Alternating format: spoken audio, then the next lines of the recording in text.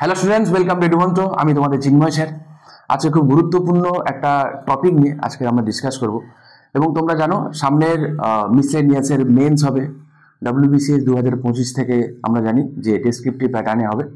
এবং তোমরা যারা ইউপিএসসির জন্য তোমরা যারা প্রিপারেশন নিচ্ছ, সামনে UPSC civil service preliminary exam হবে, সামনে আছে। তো সমস্ত দিক দিয়ে মাথায় রেখে আমরা বেশ কিছু কারেন্ট টপিক আমরা ডিসকাস করব রেগুলার ভিত্তিতে। তো আজকের যে ইম্পর্টেন্ট টপিকটা আমি আলোচনা করতে চলেছি সেটা ইন্টারন্যাশনাল রিলেশনের উপর ভিত্তি করে। মূলত এটা মিসলেনিয়াসের মেন্সের জন্য সিমিলারলি ইম্পর্টেন্ট সহ WBCS এবং অন্যান্য পরীক্ষার জন্য তো ডেফিনেটলি ইম্পর্টেন্ট। কি সেটা তোমরা জানো, রিসেন্টলি বাংলাদেশ একটা ক্রাইসিসের মধ্য দিয়ে যাচ্ছে, রাইট? বাংলাদেশ রিসেন্টলি একটা বিরাট বড় ক্রাইসিসের মধ্য দিয়ে যাচ্ছে এবং সেটা আমরা জানি। তার একাধিক পার্সপেক্টিভ রয়েছে। তো আমরা মূলত ইন্টারন্যাশনাল রিলেশনের পার্সপেক্টিভ থেকে দেখবো আমরা, এবং রিসেন্টলি যে ঘটনাগুলো ঘটছে সেইগুলোকে স্টাডি করে তার একটা আমরা আউটলুক আমরা দেখব। ঠিক আছে? কি সেটা না, বাংলাদেশের সংবিধান কিভাবে গৃহীত হয়েছিল সেটা আমরা দেখবো, যে তাদের দেশের সংবিধানের গৃহীত হওয়ার যে ইতিহাসটা কি, ঠিক আছে, ইন আর্টসাইড ছোট্ট করে আমরা বুঝবো। এবং তার সাথে সাথে এটি সংখ্যালঘুদের অধিকার সম্পর্কে কি বলে। রিসেন্টলি তোমরা জানো যে বাংলাদেশে প্রচণ্ড রিলিজিয়াস ভায়োলেন্স চলছে, ইনটলারেন্স চলছে, যেই কারণে ইন্টারন্যাশনালি সেটা তার উপর নজর রয়েছে বাংলাদেশের উপরে। এবং প্যারালালি আমাদের প্রতিবেশী রাষ্ট্র হওয়ার জন্য এবং ইন্ডিয়ার নাতি হওয়ার দরুন, ঠিক আছে, বাংলাদেশে যে ইস্যুটা যেটা চলছে, তো সেই জিনিসটাও কিন্তু খুবই ইম্পর্টেন্ট। চলো দেখো, রিসেন্টলি তোমরা দেখতে পাবে যে বাংলাদেশে যে হিন্দুদের বিরুদ্ধে সাম্প্রতিক সহিংসতা চলছে এবং বিভিন্ন মন্দির আক্রমণের ঘটনা কিন্তু সামনে আসছে। যেই কারণে একটা প্রশ্ন উঠে আসছে যে বাংলাদেশের সংবিধানে, ঠিক আছে, এই যে মাইনরিটিদের কথা যে বলা হয়, সংখ্যালঘুদের কথা বলা হয়, বাংলাদেশের সংবিধানে মাইনরিটিদের অবস্থান কি? বাংলাদেশের সংবিধানে মাইনরিটিদের কি কোনো প্রোটেকশন দিয়েছে, বা তাদের দেশের মাইনরিটি ডেফিনেশন কি? আমরা দেখতে পাবো যে আমাদের দেশের সংবিধানে, আমাদের ভারতের সংবিধানে যদি আমরা দেখি, রাইট টু রিলিজিয়ান রয়েছে। সেটা আমরা প্রিয়াম্বেলে দেখতে পাবো, সেটা আমরা ফান্ডামেন্টাল রাইটে আমরা দেখতে পাবো, BPSP বেশ কিছু আর্টিকেলে আমরা দেখতে পাবো। তাহলে ইন্ডিয়া যেমন একটা ধর্মনিরপেক্ষ কান্ট্রি, এবং ধর্মনিরপেক্ষতা নিয়ে রিসেন্টলি একটা খুব ইম্পর্টেন্ট ঘটনা ঘটে গেছে। তোমরা যারা খোঁজ খবর রাখো তারা অবশ্যই জানো, রিসেন্টলি সুপ্রিম কোর্ট একটা ভার্ডিক্ট দিয়েছে যে আমাদের দেশের এই যে সেকুলারিজম যেটা, এটা ইনিশিয়ালি কিন্তু আমাদের অরিজিনালি দ্য টার্ম সেকুলার কথাটা আমাদের দেশের সংবিধানে ছিল না। ঠিক আছে, আমাদের দেশে এই যে টার্মটা অরিজিনালি, এই টার্মটা মেনশন করা ছিল না, যেটা পরবর্তীকালে ইন্দিরা গান্ধী যখন প্রাইম মিনিস্টার ছিল, through 42nd constitution amendment act of 1976 সালে এই সেকুলার ওয়ার্ডটা আমাদের প্রিয়াম্বেলে অ্যাড করা হয়। ঠিক আছে, এবার প্রশ্ন কি ছিল? সবটা ইন্টার রিলেটেড, যেই কারণে আমি এই টপিকটা তোমাদের সঙ্গে ডিসকাস করছি। এটা very very very very much important topic. ঠিক আছে, যে কি আছে সেকুলারিজম কি, আমাদের স্টাইল অফ সেকুলারিজম আর বাংলাদেশের স্টাইল অফ সেকুলারিজম কি, তারা সেখানে কি প্রোটেকশনের কথা বলে। ঠিক আছে, তো রাইট টু রিলিজনের কথা আমাদের দেশের সংবিধানে আমরা দেখতে পাবো কি, যে প্রিয়াম্বেলের সাথে সাথে আমাদের দেশের ফান্ডামেন্টাল রাইটে হুবহু এই কথাটা লেখা নেই, বাট 25, 26, 27, 28 এইগুলো রয়েছে। এবং প্যারালালি যে মাইনরিটিদের কথা যেটা, সেটা আমাদের সংবিধানে আর্টিকেল 29 এবং 30-তে রয়েছে, আর্টিকেল 29 এবং 30-এ রিলিজিয়াস এবং লিঙ্গুইস্টিক মাইনরিটির কথা আমাদের দেশের সংবিধানে রয়েছে। ঠিক আছে, তো চলো বাংলাদেশে কি বলে দেখে দিই। যার আগে আমি এটাকে শেষ করে দিই। তোমরা অবশ্যই জানো যে এটা রিসেন্টলি সুপ্রিম কোর্ট ভার্ডিক্ট এটা দিয়েছে যে না, কারণ তোমরা জানো যে একটা পিটিশন ফাইল করা হয়েছিল যে এই যে সেকুলার কথাটা, এই সেকুলার কথাটা রাখা যায় কিনা। বা তোমরা জানো যে প্রিএমএল যখন অ্যামেন্ড করা হয় ফার্স্ট টাইম একবারই হয়েছে, সোশ্যালিস্ট এবং সেকুলার যে কথা যেটা অ্যাড করা হয়েছিল, ইন্টিগ্রিটি, বলছে যে এই যে ইনিশিয়ালি যেহেতু এই সেকুলার কথাটা অরিজিনালি আমাদের কনস্টিটিউশনে ছিল না, তাই এই কথাটা আদৌ এখনকার সময় দাঁড়িয়ে কতটা যুক্তিযুক্ত। সুপ্রিম কোর্ট ভার্ডিক্ট দিয়েছে যে না, কেশবানন্দ ভারতী কেস, তোমরা জানো 1973-তে কেশবানন্দ ভারতী কেস হয়েছিল, এবং সেখানে প্রিএমবেলকে বলা হয়েছিল কি যে preamble is the part of the constitution, এবং প্রিএমবেলে যে ওয়ার্ডগুলো যেগুলো রয়েছে সেগুলো কিন্তু যেগুলো কোনোটা বেসিক স্ট্রাকচার পার্ট হতে পারে। এই বেসিক স্ট্রাকচার ডক্ট্রিনের কনসেপ্টটা সেখান থেকে শুরুয়াত হয়েছিল, এবং সেইটাকে পুনরায় কি করলো, মান্যতা দিল। বললো যে না, আমরা কেশবানন্দ ভারতী কেসে যে ভার্ডিক্ট দেওয়া হয়েছিল, ঠিক আছে, সেই অনুযায়ী, যদিও তারপরেই এই 1976 কনস্টিটিউশন অ্যামেন্ডমেন্ট অ্যাক্ট হয়েছিল, তাতে কোনো সন্দেহ নেই। ঠিক আছে, কিন্তু তা সত্ত্বেও আমরা দেখবো যে বলেছে যে 42nd কনস্টিটিউশন অ্যামেন্ডমেন্ট অ্যাক্টে হতে পারে যে সেই সময়টা আমাদের দেশে একটা কন্ডিশন ছিল যে তখন এমার্জেন্সি চলছিল, হলেও এটা কিন্তু ভ্যালিডই থাকবে। ঠিক আছে, আমাদের দেশের প্রিয়াম্বলে যে দুটো ওয়ার্ড আগের মতো এখনো সেটা একই রকম থাকবে বলে সুপ্রিম কোর্ট জানিয়েছে। এবারে আমরা দেখতে পাবো কি, যে যেহেতু এইটা আমাদের দেশের ইস্যু দিয়ে এই রিসেন্টলি আমরা দেখতে পাবো সুপ্রিম কোর্ট ভার্ডিক্ট দিয়েছে, এবং প্যারালালি আমরা দেখবো যে অনেক সময় আমরা দেখি যে বাংলাদেশের কিছু লোকজন বলে যে আমরা সেকুলার কান্ট্রি। তা দেখবো আদৌ কি বাংলাদেশ একটা সেকুলার কান্ট্রি? তো কি করে বুঝবো তাদের দেশের সংবিধানে কি এই রাইট টু রিলিজিয়ান রিলেটেড কি কোনো প্রভিশন রয়েছে, নাকি বাংলাদেশ প্রকৃতপক্ষে একটা মানে মৌখিকভাবে একটা সেকুলার কান্ট্রি? সাংবিধানিক প্রভিশন কি, সেটা আমরা আজকে কি করব না আলোচনা করব। তার আগে চলো যে বাংলাদেশের সংবিধানের কি করে জন্ম হয়, ছোট্ট গল্পগুলি। ঠিক আছে, তোমরা জানো যে 16ই ডিসেম্বর বিজয় দিবস পালন করা হয়। এই 16ই ডিসেম্বর 1971 বাংলাদেশ যখন স্বাধীন হয়, 1971 যখন স্বাধীন হয়, স্বাধীন হওয়ার পরে দেখো একটা দেশ সে already after partition of India Bangladesh ছিল কাইন্ডস অফ কলোনি, কার পাকিস্তানের একটা কলোনি ছিল, এবং স্বাভাবিকভাবে আফটার ইন্ডিপেন্ডেন্স যখন সে সেপারেট হলো তার একটা কলোনিয়াল লিগাসিও ছিল, খুবই স্বাভাবিকভাবে।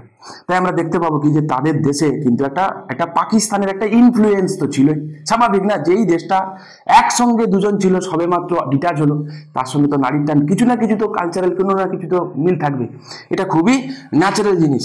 তো আমরা দেখতে পাবো কি যে বাংলাদেশ স্বাধীনতা হওয়ার পরে মাত্র 325 দিনের মধ্যে, এক বছরও না, ঠিক আছে, উইদিন 1 ইয়ার, এক বছরের মধ্যে তারা কি করেছিল না 1972 সালের 4 নভেম্বর 1972 সালের 4 নভেম্বর কি করেছিল না বাংলাদেশ তাদের কনস্টিটিউশন নিয়েছিল। ঠিক আছে, তো কি আছে দেখো না 1972 সালের 23শে মার্চ 1972 সালে দেখো যখন আমাদের কনস্টিটিউশন লিখেছে কে, আমাদের কনস্টিটিউশন কিন্তু করেছে কনস্টিটিউয়েন্ট অ্যাসেম্বলি। তোমাদের মনে আছে আশা করি ক্যাবিনেট মিশন প্ল্যান হয়েছিল, রাইট? কনস্টিটিউয়েন্ট অ্যাসেম্বলি তৈরি হয়েছিল, যেই কনস্টিটিউয়েন্ট অ্যাসেম্বলির একাধিক কমিটি ছিল। মনে করো যে কমিটির তাদের মধ্যে একটা কমিটি ছিল ড্রাফটিং কমিটি, যাকে হেড করেছিল ডক্টর বি.আর. আম্বেদকর। সেই ড্রাফটিং কমিটি কি করেছিল না আমাদের কনস্টিটিউশনটা খসড়া তারা তৈরি করেছিল। ফাইনালি সেটা অ্যাডপ্ট করা হয় এবং তার একটা দিনে তাকে কি করা হয় না এনফোর্স করা হয়। তার সেরকম ভাবে বাংলাদেশেও কিন্তু একই রকম ঘটনা ঘটেছে। বাংলাদেশ কি করেছে না 1972 সালের 23শে মার্চ বাংলাদেশ কি করে না Bangladesh constituent assembly order pass হয়। কবে বললাম আমি? 1972 সালে 23শে March Bangladesh constituent assembly order pass হয়, যার দ্বারা কি করা হয় না কনস্টিটিউয়েন্ট অ্যাসেম্বলি তৈরি করা হয়। এটা ছিল প্রথম পদক্ষেপ, যে বাংলাদেশ তারা সংবিধান মানে নতুন বাংলাদেশের জন্য তারা কি করবে সংবিধান রচনা করবে। এবং 430 সদস্যের সংবিধান প্রণয়ন পরিষদ 1972 সালের 10 এপ্রিল তাদের প্রথম 2 দিনের অধিবেশন পরিচালনা করে। তাহলে কি হয় 23শে মার্চ হলো 1972 সালে, 10 এপ্রিল কি হয় না 2 দিনের সেশন হয়। ঠিক আছে, 2 দিনের সেশন হয়। ফার্স্ট সেশনে এইটা করা হয়, মন দিয়ে শুনবে, এই যে কনস্টিটিউয়েন্ট অ্যাসেম্বলি যে তৈরি হলো সেখানে স্পিকার কে হবে, ডেপুটি স্পিকার কি হবে সেটা ঠিক হয়, এবং তার সাথে সাথে তাদের কার্যপ্রণালী কি হবে না হবে সেই সমস্ত কিছু নির্ধারণ করা হয় তাদের এই প্রথম দিনের মিটিংয়ে। এবং সেকেন্ডের মিটিংয়ে কি করা হয় না 34 সদস্যের একটি সংবিধান খসড়া কমিটি গঠন করা হয়। খুব ইম্পর্টেন্ট, আমাদের যেমন ড্রাফটিং কমিটি তৈরি হয়েছিল তোমাদের 29 অগাস্ট 1947 আমাদের দেশে ড্রাফটিং কমিটি অ্যাডাপ্ট করা হয়েছিল, তেমনি বাংলাদেশে এরকম যে ড্রাফটিং যে কমিটি, যেই কমিটিটা অ্যাকচুয়ালি সংবিধান রচনা করবে সেই ড্রাফটিং কমিটি করা হয়েছিল কবে, ঠিক তার পরের দিন মানে লাস্ট সেকেন্ডে যেদিনকার সেশন হয় 34 সদস্যের একটি সংবিধান খসড়া কমিটি করা হয়, এবং যাকে নেতৃত্ব দিয়েছিল কে বলতো ডক্টর কামাল হোসেন।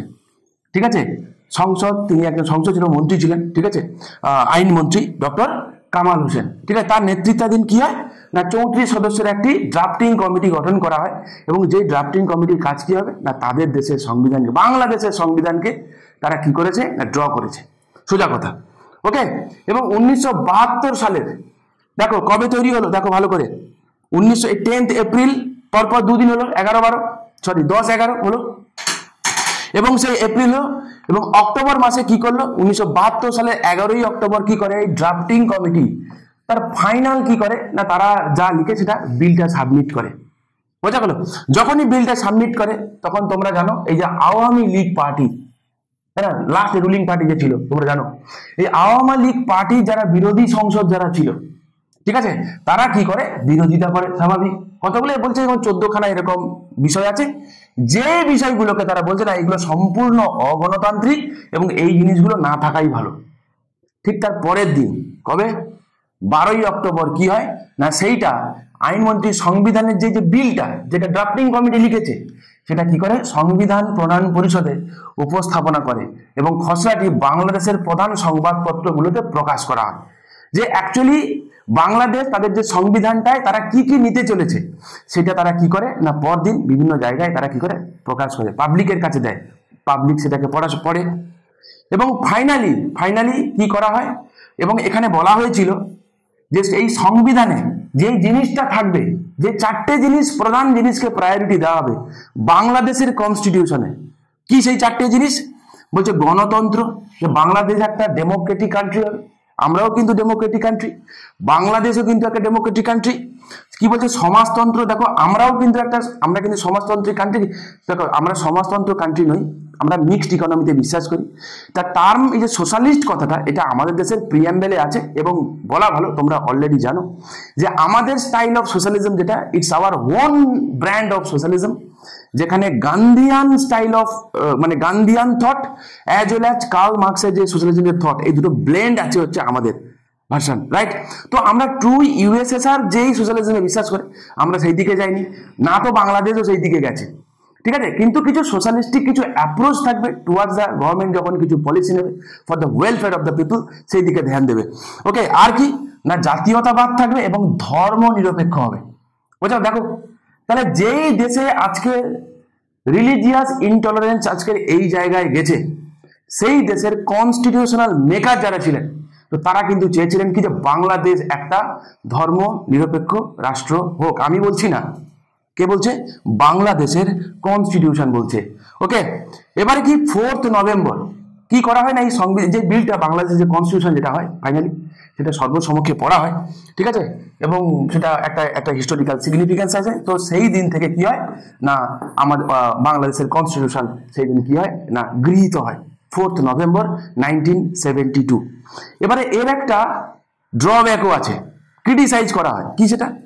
বলছে এত চটজলদি কোন দেশের সংবিধানকে নিয়ে নেওয়া মাত্র 24 দিনের মাথায়, ঠিক আছে? দেখো 11 তারিখ উঠেছে, 11ই অক্টোবর উঠেছে, 4 নভেম্বরে নিয়ে নেওয়া হয়েছে। মাত্র 24 দিনের মধ্যে কোনো একটা দেশের সংবিধানকে এত দ্রুত অ্যাডপ্ট করার এই ঘটনাটা কিন্তু একান্ত একদম নজিরবিহীন একটা ঘটনা। এবারে কথা হচ্ছে এই তড়িঘড়ি সিদ্ধান্ত নিতে গিয়ে বাংলাদেশের যে তারা তাদের যারা কনস্টিটিউশনাল মেকার যারা ছিলেন, হ্যাঁ, তারা এই তড়িঘড়ি ডিসিশন নিতে গিয়ে কোনো ভুল হয়ে যায়নি তো? দেখা যাক তা সত্ত্বেও তাদের দেশের কনস্টিটিউশনে সংখ্যালঘুদের কি কি বিষয় দেওয়া হয়েছে, কি কি বিষয়ে অগ্রাধিকার দেওয়া হয়েছে, কি কি প্রোটেকশন দেওয়া হয়েছে কনস্টিটিউশন অনুযায়ী আমরা একটুখানি দেখি। প্রথমত বলেছে বাংলাদেশের জনসংখ্যার একটি গুরুত্বপূর্ণ অংশ সংখ্যালঘু, স্বাভাবিক, তাদের মধ্যে 2 কোটি পপুলেশন সেটা। তো তার দেশের সংখ্যালঘু বলতে কোন কোন কমিউনিটিকে বলা হয়েছে না রিলিজিয়াস ডাইমেনশন, যারা হিন্দু, খ্রিস্টান, বৌদ্ধ এবং আহমদিয়ায় অন্তর্ভুক্ত। তো সংবিধান অনুযায়ী তাদেরকে কি করা হয়েছে না কিছু প্রোটেকশন দেওয়া হয়েছে, কনস্টিটিউশনে কিছু প্রোটেকশন দিয়েছে, বাংলাদেশের কনস্টিটিউশন প্রোটেকশন দিয়েছে। কি দিয়েছে না প্রথমত আমাদের যেমন প্রিএমবেলে দেখতে পাবো কি we the people of India having সোলেমলি resolve two constitute India into a sovereign socialist secular Democratic Republic, secular কথাটা আমাদের দেশের প্রিএমবেলে রয়েছে, আমি বলেছি পরে অ্যাড করেছি বাট রয়েছে। তেমনি তাদের দেশের প্রিএমবেলেও কি আছে না তাদের দেশের প্রিএমবেলে দেখো জাতীয়তাবাদ, গণতন্ত্র, সমাজতন্ত্র এবং ধর্ম নিরপেক্ষতার কথা কিন্তু তাদের দেশের প্রিএমবেলে রয়েছে। আর কি রয়েছে না ধারা 2 ক এই অনুযায়ী তারা এটা বলেছে যে এই ধারা অনুযায়ী ইসলামকে রাষ্ট্র ধর্ম বলে ঘোষণা করেছে। মাইন্ড ইট, আমাদের দেশের সেকুলারিজম, দেখো সেকুলারিজমের একাধিক ভাগ হয়, একটা ওয়েস্টার্ন স্টাইল অফ সেকুলারিজম হয়। আমাদের দেশের যে সেকুলারিজম যেটা, এটা আমরা বলি যে কোনো ধর্মকে আমরা সমস্ত ধর্মকে ইকুয়ালি ইম্পর্টেন্স দেবো, কিন্তু আমাদের কিন্তু কোনো রাষ্ট্রীয় ধর্ম নেই। তাই এটা আমাদের স্টাইল অফ সেকুলারিজমের, এটা আমাদের ডাইমেনশন, এটা আমাদের স্টাইল ইন্ডিয়ান কনস্টিটিউশনের। কিন্তু বাংলাদেশ বলছে কি, বলছে না আমাদের সেকুলারিজমটা অন্যরকম সেকুলারিজম, আমাদের একটা রাষ্ট্র ধর্ম থাকবে, সেটা হচ্ছে ইসলাম রাষ্ট্র ধর্ম। কিন্তু অন্যান্য ধর্ম যে কজন আছে যারা আছে, ঠিক আছে, মানে ইসলাম রাষ্ট্র ধর্ম মানে এই নয়, মানে কনস্টিটিউশনাল মেকাররা যা বলছে এখন যা ঘটছে সেটা নয়। কনস্টিটিউশন মেকাররা কি বলছে যে আমাদের রাষ্ট্র ধর্ম আছে ইসলাম, বাট অন্যান্য ধর্মকে যে আমরা ডিসক্রিমিনেট করবো, ছোট চোখে দেখবো, এমনটা একদমই নয়। প্রত্যেকটা ধর্মকেই ইকুয়ালি ট্রিট করবো। কি বলছে? তবে এটি হিন্দু, বৌদ্ধ, খ্রিস্টান এবং অন্যান্য ধর্মের অনুসারীদের সমান মর্যাদা এবং অধিকার নিশ্চিত করে। মাইন্ড ইট, তাহলে কি বলছে যে আমাদের রাষ্ট্রীয় ধর্ম আছে, এবারে কি হয়েছে না, এই এখন যে অর্ডার, একটা ল অফ অর্ডার যে মানে যে বাংলাদেশে তো নেই, তার একটা অন্যতম এটা একটা রিফ্লেকশন করে যে ওখানকার দেশের সংবিধান থেকে সাধারণ মানুষের গ্যাপ এতটা বেড়েছে, এতটা বেড়েছে যে মানুষ সংবিধান হয়তো ভুলে গেছে। যদি সংবিধান মানুষের জানা থাকতো, যদি সংবিধান মানুষের যদি সেই জিনিসটা যদি এত সুন্দরভাবে সোসাইটির মধ্যে ছড়িয়ে থাকতো, তো অন্তত এই সামাজিক বাতাবরণ যে ওদের দেশের কনস্টিটিউশনাল মেকাররা তারা যা চেয়েছে অন্তত সেটা ভায়োলেট মানে অন্তত সেটা তারা লাগু করার চেষ্টা করতো। এইরকম সিচুয়েশনের সম্মুখীন কিন্তু বাংলাদেশকে হতে হতো না। বাংলাদেশের উচিত বাংলাদেশের নিজের ওপরে কাজ করা, রাদার দেন অন্যদিকে হুঁশিয়ারি দেওয়া বা হুমকি দেওয়া।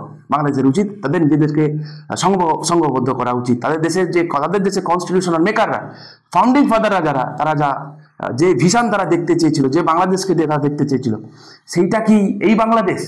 নিশ্চয়ই না, রাইট? নেক্সট কি বলছে না, ধারা 8(1) অনুযায়ী কি বলছে, এটি ধর্মনিরপেক্ষতাকে রাষ্ট্রনীতির একটি মৌলিক নীতি হিসাবে প্রতিষ্ঠিত করে। মাইন্ড ইট, যাতা কথা নয়। বলছে শুধুমাত্র যে আমি ধর্মনিরপেক্ষতা যে নিলাম তা নয়, এটা আমার রাষ্ট্রনীতির একটা পার্টও হবে। তাহলে বোঝা গেল, তাহলে মানে ওরা এই যে সেকুলার জিনিসটাকে শুধুমাত্র বলতে হয় বলে নেয়নি, বরং তারা যখন কোনো অ্যাকশনও নিচ্ছে সেখানেও যাতে সেই জিনিসটা মেনটেন থাকে রাষ্ট্রনীতির ক্ষেত্রে। মাইন্ড ইট, রাষ্ট্রনীতির ক্ষেত্রে তারা সেটা যাতে রিফ্লেক্ট হয় সেই জিনিসটাকেও কিন্তু এনশিওর করবে, এবং সেটা তাদের দেশের সংবিধানে মেনশন করা আছে।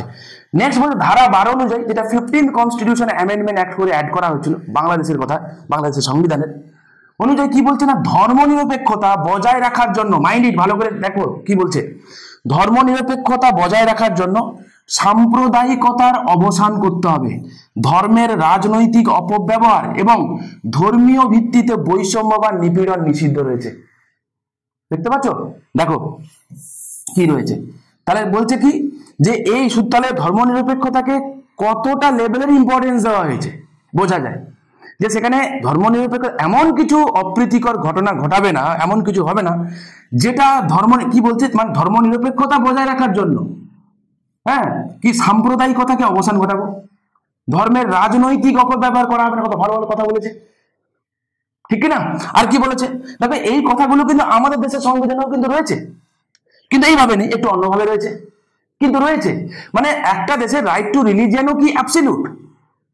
আমাদের দেশে রাইট টু রিলিজিয়ান আর্টিকেল 25, 26, 27, 28 যেগুলো রয়েছে সেগুলো কি অ্যাবসলিউট না? তো তাদেরও কিছু রিজনেবল রেস্ট্রিকশনস রয়েছে, যে কোন কোন ক্ষেত্রে কি কি করা যাবে, কি করা যাবে না। ইভেন আমাদের দেশে এমনও রয়েছে যারা কিনা ভোটে দাঁড়াতে পারে, তো তাদের ক্ষেত্রেও যদি এমন কিছু ভায়োলেশন হয়, তাহলে সেক্ষেত্রে কিন্তু according to representation of people's act তার সদস্য পদ কিন্তু বাতিলও হয়ে যেতে পারে। আমাদের সংবিধানেও রয়েছে, বোঝা গেল কি বলেছে। নেক্সট কি বলছে দেখো, ধারা 23 ক অনুযায়ী বলছে এটি রাষ্ট্রের উপর দায়িত্ব দেয় যে দেশের বিভিন্ন উপজাতি, ক্ষুদ্র জাতিগোষ্ঠী এবং সম্প্রদায়ের সংস্কৃতি ও ঐতিহ্য সংরক্ষণ এবং প্রচার করবে।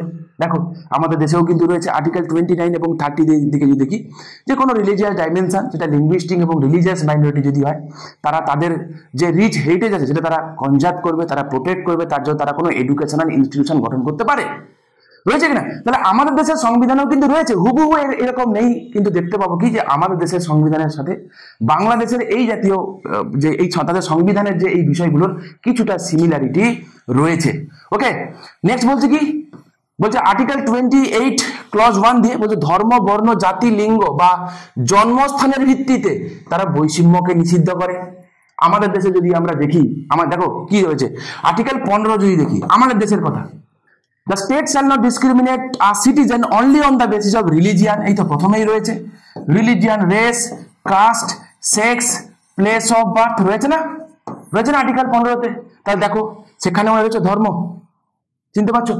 তাহলে আমি এটাই বলছি যে আমাদের দেশের সংবিধানের সাথে কিন্তু বাংলাদেশের সংবিধানের স্পেসিফিক্যালি এই রিলেটেড জিনিস কিন্তু অনেক একাধিক সিমিলারিটি রয়েছে, কিন্তু দুটো দেশের যে ইমপ্লিমেন্টেশন অফ কনস্টিটিউশন, আমাদের ইন্ডিয়াতে একাধিক ড্রব্যাক রয়েছে, কোনো ডাউট নেই, কিন্তু ইমপ্লিমেন্টেশনের দিক থেকে দেখতে গেলে আমরা কিন্তু অনেকটাই এগিয়ে। ডেমোক্রেসির সাফল্য দেখো, কোনো একটা দেশ ডেমোক্রেটিক যে আমরা বলি, গণতান্ত্রিক দেশ, কি দেখে বুঝবো গণতন্ত্র? ট্রু গণতন্ত্র দেখতে গেলে সারা পৃথিবীতে কোনো দেশেই নেই ট্রু গণতন্ত্র, যেটাকে আমরা ডেমোক্রেটিক বলতে যা বোঝানো যায়। তো ডেমোক্রেসির একটা আলটিমেট জায়গা হচ্ছে রাইটস, যে কিছু বেসিক রাইটস তাদেরকে দেওয়া হবে।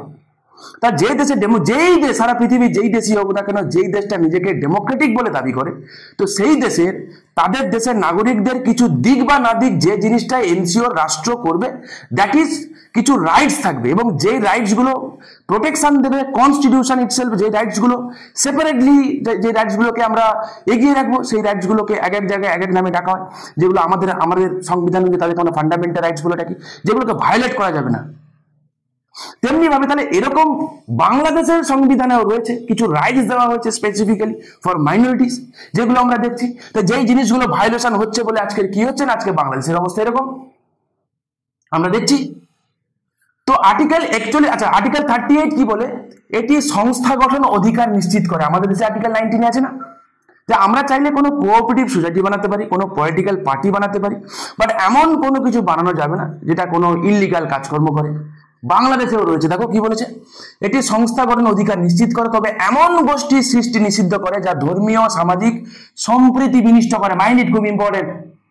তার মানে তাদের দেশে সেকুলারিজমটা শুধুমাত্র বলার জন্য তাদের দেশের কনস্টিটিউশনাল মেকাররা, ফাউন্ডিং ফাদাররা নেননি, সেটা যাতে এনসিওর হয়, নিশ্চিত হয়, সংবিধানের এক জায়গায় নয় একাধিক জায়গায় সেই বিষয়টাকে বিভিন্ন রকম ভাবে তাকে এনফোর্স করার, লাগু করার, আপহোল্ড করার চেষ্টা করা হয়েছে। তাহলে এই দিক থেকে বলাই যায় যে বাংলাদেশ হতে পারে যে তাদের দেশের রাষ্ট্রীয় ধর্ম হিসাবে আছে ইসলাম ধর্ম, কিন্তু কনস্টিটিউশনে যেমন যেমন আমাদের দেশে আমাদের কোনো রাষ্ট্রীয় ধর্ম নেই, ঠিক কথা, রাষ্ট্রীয় গান আছে, রাষ্ট্রীয় পশু রয়েছে, তেমনি তাই দেশে রাষ্ট্রীয় ধর্ম আছে। কিন্তু তার মানে এই নয় রাষ্ট্রীয় ধর্ম বলে বা রাষ্ট্রীয় ধর্ম মানেই এটাই যে বাংলাদেশের সবাইকে অ্যাকর্ডিং টু কনস্টিটিউশন সবাইকে মুসলিম হতে হবে, এমন কোনো কথা কিন্তু বলা নেই। অন্যান্য প্রত্যেকটা ধর্মকে ইকুয়ালি ট্রিট করার কথা বাংলাদেশের সংবিধান বলেছে। ওকে, বোঝা গেল? আর্টিকেল 41 কি বলছে? এটি প্রত্যেক নাগরিককে ধর্ম পালনের স্বাধীনতা প্রদান করে। দেখো আর্টিকেল 25 যদি আমাদের আর্টিকেল 25, 26, 27, 28 যদি পড়ি, তো মোটামুটি ভাবে যে কথাগুলো লেখা আছে, ঠিক আছে, নিয়ার অ্যাবাউট কাছাকাছি কথা বাংলাদেশের সংবিধানেও আমরা দেখতে পাবো। কি বলছে? এটি প্রত্যেক নাগরিককে, আমাদের এগুলোও তাই, আমাদের দেশে দেখবো কি আর্টিকেল 29, আর্টিকেল 30 এইগুলো শুধুমাত্র যারা ভারতের নাগরিক তারাই পায়, তোমরা জানো। দেখো এখানেও দেখতে পাবে, ওখানেও কিন্তু দেখো রয়েছে, যদিও এখানে দেখো এখানে নাগরিকের কথা বলেছে, ওদের দেশে রাইট টু রিলিজিয়ান, বাট আমাদের দেশে রাইট টু রিলিজিয়ান কিন্তু যে কোনো পার্সনকে স্বীকার করে যে ভারতে বসবাস করে, বোঝা গেল? ওদের দেশের কথা বলেছে, নাগরিকের কথা বলেছে, এনি পার্সনের কথা বলেনি। কিন্তু আমাদের দেশে বলেছে কি এনি পার্সনের কথা বলেছে, শুধুমাত্র নাগরিক না, সিটিজেন, নন সিটিজেন সবাই চলবে। কি বলছে? প্রত্যেক নাগরিককে ধর্ম পালনের স্বাধীনতা প্রদান করে। এছাড়া কোনো ছাত্রকে তার নিজের ধর্ম ছাড়া অন্য ধর্মের শিক্ষা গ্রহণ বা অনুষ্ঠান পালনে বাধ্য করা যাবে না। আমাদের দেশেও আছে যে কোনো রিলিজিয়াস ইনস্টিটিউশন গুলোতে যেগুলো থাকে না, বা যা স্টেট ফান্ডে যেই সমস্ত স্কুলগুলো চলে, তো সেখানে কোনো রিলিজিয়াস ইনস্ট্রাকশন দেওয়া যাবে না। আমাদের দেশের সংবিধানে রয়েছে, আমরা দেখেছি, right? Article 41 clause 1 sub clause B তে কি বলেছে না, ধর্মীয় সম্প্রদায়গুলিকে তাদের নিজস্ব ধর্মীয় প্রতিষ্ঠান স্থাপন, রক্ষণাবেক্ষণ এবং পরিচালনার অধিকার নিশ্চিত করে। আমাদের দেশের সংবিধানও রয়েছে আর্টিকেল 26 যদি আমরা দেখি, আছে কিনা? তাহলে আমি এই কথাটা বলছিলাম যে আমাদের দেশের সংবিধানে মোটামুটি আমরা রিলিজিয়াস এবং মাইনরিটিদের জন্য যে প্রোটেকশনগুলোর কথা দেখি, নিয়ার অ্যাবাউট কাছাকাছি প্রোটেকশনগুলোর কথা বাংলাদেশের সংবিধানেও রয়েছে। তাদের রাষ্ট্রীয় ধর্ম বলা হয়েছে, কিন্তু তার মানে এই নয় যে বাংলাদেশ হচ্ছে একটা মুসলিম রাষ্ট্রই হবে, এমন কোনো কথা বাংলাদেশের সংবিধান বলেনি। বরং বলেছে কি যে বাংলাদেশের সংবিধানে বলেছে যে বাংলাদেশ রাষ্ট্রীয় ধর্ম আছে, ঠিক কথা, কিন্তু প্রত্যেকটা ধর্মকে ইকুয়ালি ইম্পর্টেন্স দেওয়া হবে। এছাড়াও আর্টিকেল 41 ক্লজ 2 তে বলেছে কি না, যা ভারতের সংবিধানের ধারা 28 প্রতিফলন। আমি এখানে বলেছিলাম ছাত্রদের অধিকার সংরক্ষণ করে যাতে তাদের অন্য ধর্মের শিক্ষা গ্রহণ বা সেই ধর্মের অনুষ্ঠানে অংশগ্রহণ করতে বাধ্য করা না হয়, বলেছে বাংলাদেশের সংবিধানে রয়েছে যে একটা পার্টিকুলার রিলিজিয়াস ডাইমেনশনের কোনো একটা স্টুডেন্ট অন্য কোনো রিলিজিয়াস ডাইমেনশন তাকে জোর করে বাধ্য করে তাকে পড়ানো যাবে না, রয়েছে বাংলাদেশের সংবিধানে রয়েছে, বোঝা গেল? তাই এই ধারাগুলি বাংলাদেশের সংখ্যালঘু সম্প্রদায়কে কি করে না, যে তাদেরকে সুরক্ষিত করে, সুরক্ষা দান করে। তো বাংলাদেশের এখনকার যা পরিস্থিতি, এটা সব থেকে বড় তার কারণ হচ্ছে কি না, বাংলাদেশের কনস্টিটিউশনাল মেকাররা তারা যে বাংলাদেশ গঠন করতে চেয়েছিলেন সেই কথাগুলো এখানে লেখা আছে। এখনকার বাংলাদেশের কথা কিন্তু বাংলাদেশ সংবিধানে অন্তত আমি রিফ্লেকশন দুটোর সঙ্গে মিল করতে পারছি না। বোঝা গেল কি বললাম? তো যাকগে, তো এই ছিল বাংলাদেশের সংবিধানে তাদের দেশের মাইনরিটি রিলেটেড কিছু কথা, আমাদের দেশের সংবিধানেও আমরা দেখব, এবং এই পুরোটা রিলেটেড, এটা খুবই ইম্পর্টেন্ট। সামনে তোমাদের WBCS এর ইন্টারভিউ রয়েছে, এটা কিন্তু খুব ইম্পর্টেন্ট একটা টপিক, তোমাদের অবশ্যই করে যেতে হবে। বাংলাদেশ ইস্যুটা কিন্তু ডেফিনেটলি রেকমেন্ডেড, হাইলি রেকমেন্ডেড একটা টপিক। ঠিক আছে, কেমন লাগলো তোমরা অবশ্যই তোমরা চাইলে নিচে কমেন্ট করে জানাতে পারো। ভালো লাগলে তোমরা চাইলে লাইক করতে পারো, শেয়ার করতে পারো, আর চ্যানেলটাকে সাবস্ক্রাইব করে রাখো। দেখা হচ্ছে নেক্সট ভিডিওতে।